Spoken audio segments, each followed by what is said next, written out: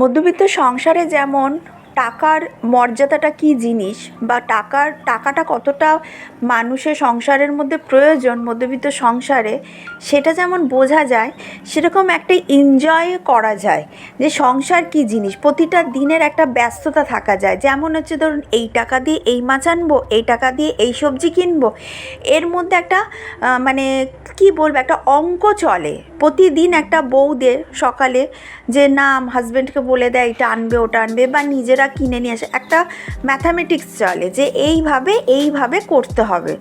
তো এটা কিন্তু এনজয় করা যায় একমাত্র মধ্যবিত্ত সংসারে থেকেই, যেটা আমি ফিল করি।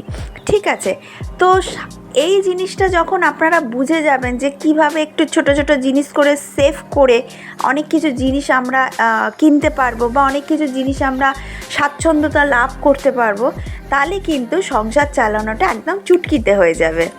ঠিক আছে, তো দেখুন আমি আজকে কি নিয়ে এলাম। আজকে আমার সংসারের মধ্যে দেখলেন আলু পেঁয়াজটা যেটা ঝোনার মধ্যে দেখলেন, সেটা কিন্তু আমার সারা সপ্তাহ আমি কিনে নিয়েছি। আজকে হচ্ছে পটল নিয়ে এসেছি, চিংড়ি নিয়ে এসেছি, আর শাক নিয়ে এসেছি। আজকে আমার সংসারে এই রান্নাটা হবে। তো দেখুন এখানে আমার শাশুড়ি মা রান্না করছে, চিংড়ি দিয়ে পটল দিয়ে করছে। কারা কারা খান আমাকে কমেন্ট করে বলবেন।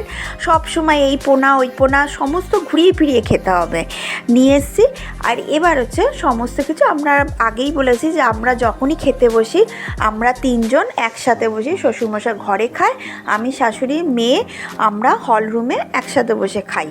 তো মধ্যবিত্ত সংসারটাও কিন্তু এটা সুন্দর, এই যে সবাই একসাথে মিলেমিশে খাওয়া, একসাথে সমস্ত কিছু করা, টাকা সেভ করা, কোনো কিছু টাকা প্রবলেম হলে বাড়ির গুরুজনদের কাছে একটা অ্যাডভাইস নেওয়া, এগুলো কিন্তু এই মধ্যবিত্ত সংসারেই চলে। এগুলো কিন্তু অন্য কোনো সংসারে চলে না। তো দেখুন এই যে এসিটা এসছে, তো মেয়ে শুতে এসছে, একটুখানি শোবো। এখানে কিন্তু 3টে বালিশ দেখছেন, আমার হাজব্যান্ড তো না, এটা আমার শাশুড়ি শোবেন। আমরা তিনজনে আজ থেকে মানে দুপুরবেলা তিনজনেই শুচ্ছি। আমার মেয়ে, আমি, আমার শাশুড়িকে বললাম চলো চলো আমার ঘরে শোবে, তো চলে এলাম একসাথে শুতে। যেটা হচ্ছে সংসারটা এমন একটা জিনিস, সংসারটা তিলে তিলে করে গুছাতে হয়। চলুন আমার সংসারটা গুছিয়ে ফেলেছেন, তখন দেখবেন সংসার চালানোটা কিন্তু একদম সহজ হয়ে যাবে।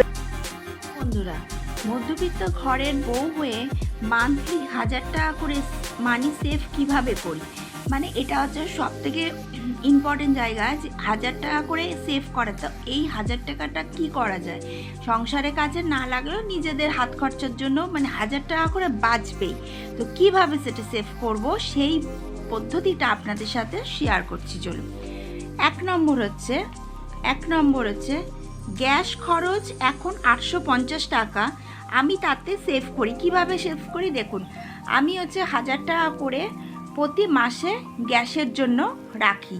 তাতে কি হচ্ছে 850 টাকা হচ্ছে খরচ হচ্ছে 850 টাকা। তাহলে আমার বাঁচলো কত, সেভ কত হলো, এই যে 150 টাকা আমার সেভ হলো। ঠিক আছে, এই 150 টাকাটা কিন্তু আমার সেভ হলো। আমি যেরকম আগে 1000 টাকা করেই মান্থলি রাখতাম, সেরকম এখনও আমি 1000 টাকা করেই মান্থলি রাখি গ্যাসের জন্য। এই যে 150 টাকা সেভ হলো, এটা আমি একটা সাইড করে দিলাম, তাহলে আমার সেভ হয়ে গেল। সংসারে যত টাকা দেখবেন আপনারা খরচ আয় করছেন, সবই যদি আপনারা দেখবেন চালাতে পারবেন, দেখবেন সব ব্যয় হয়ে যাবে। আচ্ছা, ইলেকট্রিকের জন্য আমি 1000 টাকা রাখি। ঠিক আছে, আমি 1000 টাকা রাখি কিসের জন্য, ইলেকট্রিক আর হচ্ছে আপনার হচ্ছে ইয়ের জন্য টিভি রিচার্জ। ঠিক আছে, 260 টাকা টিভি রিচার্জ, আর বাকিটা রইল 1000 টাকা ইলেকট্রিকের জন্য, বা মানে সব শুদ্ধ। এবার যদি কোনো সেভ করা যায়, ধরুন হচ্ছে 600 টাকা ইলেকট্রিক এলো, কি হচ্ছে 700 টাকা ইলেকট্রিক এলো, প্লাস হচ্ছে 260 টাকা টিভি রিচার্জ, তাহলে কত হলো 7, 8, 9, 960 টাকা, 960 টাকা হলো। তাহলে আমার 40 টাকা 40 রুপিস আমার সেভ হলো, 40 রুপিস আমার সেভ হলো। তাহলে এই 40 রুপিস, তারপর হচ্ছে 150 রুপিস, এইগুলো সেভ হলো। সেরকম যদি কোনো কারণে হয়তো কোনো ক্ষেত্রে হয়তো দেখা গেলে এই গরমের সময় 1000 টাকাই ইলেকট্রিক বিল, যেহেতু আমাদের মাসে মাসে আছে, কোনো সময় 1200, সেটা একটা আলাদা। সেটা যেরকম আমি বলেছিলাম শীতকালে কম বিল আসে, সেটাকে রেখে দিয়ে আমি গরমকালে সেই বিলের সাথে অ্যাডজাস্ট করি। কিন্তু কোনো সময় 700 বিল এলো কি 600 বিল এলো, তাহলে এইটা আর এটা মিলিয়ে বাকিটা যেটা থাকলো ওটা আপনার সেফ হয়ে গেল। আচ্ছা, সাপ্তাহিক সবজি বাজার মানি সেভ, মানে সপ্তাহ সবজি বাজার থেকে কি করে মানি সেভ করবেন। আমি তখনই দেখালাম যে আলু পেঁয়াজটা আপনারা আগেই কিনে নেবেন, একটা সপ্তাহে তুলে নেবেন, রয়ে গেল আলু পেঁয়াজের চব্বটা চলে গেল। আপনারা জানবেন কত লাগে, 2 কিলো 4 কিলো 5 কিলো যা যা লাগে আপনারা সেটা তুলে নেবেন। বাকি এবার সবজি রইল আলু, পটল, বেগুন, উচ্ছে, ঝিঙে, এরকম হচ্ছে 4 দিন করে করে তুলবেন। এবার ধরুন সপ্তাহে একটা দিন হচ্ছে বুঝে যাবেন যে ধরুন একটা সবজি কিছু ধরুন হচ্ছে পটল বেঁচে গেল, 4টে পটল বেঁচে গেল, হয়তো উচ্ছে বেঁচে গেল হচ্ছে 6খানা উচ্ছে বেঁচে গেল, এই দুটো মিলিয়ে একটা যে কোনো একটা সবজি তরকারি হয়ে গেল। তো দেখবেন সেই দিনের একটা সবজি আপনার সেফ হবে, সেই জিনিসটা আপনার সেফ হবে, মানে টাকাটা সেফ হলো, আলটিমেটলি সেই দিনের খরচার টাকাটা আপনার সেফ হলো। এইভাবে হচ্ছে করলে। আচ্ছা, সপ্তাহে একটা দিন ঘরে যা কিছু আছে তাতে চালিয়ে দিন, এটা হচ্ছে সবথেকে বড় ইম্পর্টেন্ট। 7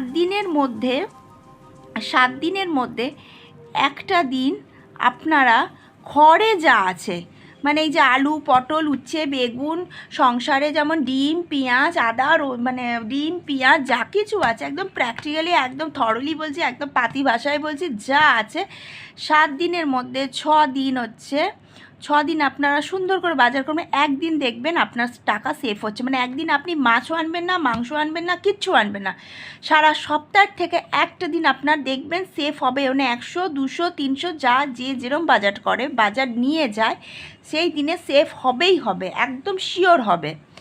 আচ্ছা, আয় বুঝে ব্যয়, এটা হচ্ছে সবথেকে বড় ইম্পর্টেন্ট জিনিস। আপনার সেফ তখনই হবে যখন এই ব্যয় জিনিসটা আপনার মাথাতে থাকবে যে আমি ব্যয়টা কত পরিমাণ করব, তবে আপনার কিন্তু মানি সেফ হবে। এই ব্যয়টা আপনাকে মাথায় রাখতে হবে, আয় বুঝে ব্যয়। আমার আয় আছে হচ্ছে 5 টাকা, কিন্তু আমি খেয়ে নিচ্ছি 7 টাকা, খেয়ে ফেলছি 7 টাকা, তাহলে আমি 2 টাকাটা আমি কি করছি, জমার থেকেও খেয়ে ফেলছি, তাহলে আমার আলটিমেটলি সেফটা হবে কি করে, কিছুই সেফ হবে না। সেই জন্য আমাকে আয় বুঝে ব্যয়টা করতে হবে। আপনারা এই জিনিসটা একদম ফলো করবেন, সপ্তাহে একটা দিন নিজেদের ঘরের জিনিস দিয়ে একদম চালিয়ে নেবেন, দেখবেন সারা সপ্তাহের মধ্যে একটা দিনের বাজারে খরচা আপনাদের অনেক সেফ হয়ে যাবে। আমি এইভাবে হচ্ছে বুঝে সংসার চালাই, মধ্যবিত্ত ঘরের বউ হয়ে আমি এইভাবে সংসার চালাই। এরকম টিক্স মানে এই পদ্ধতি ফলো করি, আবার কিছু পদ্ধতি ফলো করি, কিন্তু আমি হচ্ছে এই জিনিসটা হচ্ছে গ্যাসের যে টাকাটা আছে এটা আপনারা খাওয়া খরচা বলুন বা সংসারে লাগাবেন না, এটা হচ্ছে সাইড করে দেবেন, যেটা এককালীন জমতে অনেকটা কিছুটা অ্যামাউন্ট আপনাদের জমে যাবে। তো আমি এইভাবে বুঝে, বা ধরুন এই যে টাকাটা আছে সেটা কিসে খরচা হলো, তো ফট করে বাচ্চা বললো মা আমাকে এই জিনিসটা কিনে দিতে হবে, বা আমি কোথাও বেরোচ্ছি কিছু একটা জিনিস কিনতে হবে, তখন আপনি এটা নিয়ে চালাতে পারবেন। তো এই বুঝে হচ্ছে বুঝে চললে সংসার সুন্দরভাবে সিস্টেম্যাটিক চলবে।